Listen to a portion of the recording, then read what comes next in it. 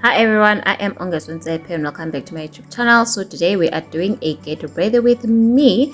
So we're going to be doing makeup and we're going to be using INUKA products, and the first product that we're going to be using is this moisturizer, which also acts as a primer. This is from INUKA and it's under the skincare range, and I have made a video about that and I will leave a link in the description box if you're interested to know more about the product. So we're just going to apply this in our face and then let it settle, and then we move on.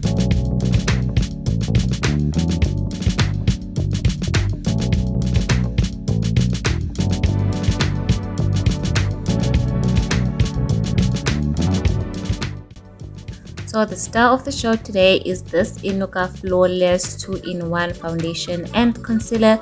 So it acts as a foundation and also as a concealer. So we do have a wide range of colors and I have done a video on this. So I'll leave a link in the description box if you want to know more about the product. So we are going to be using the color caramel. That's the color that I've chose.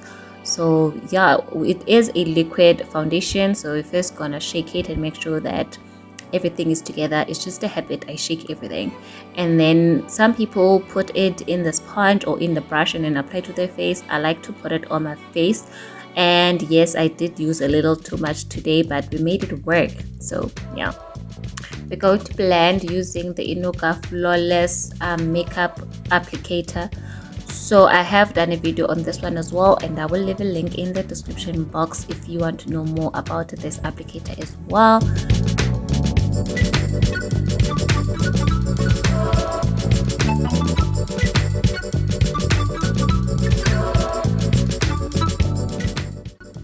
Then we're going to go in with the INUKA liquid eyeliner. That's the new product that was introduced this year, and I am doing a video on that as well, so you can also check out the link in the description box for this one. So it is a roll up. I chose the color black. They have white, they have blue.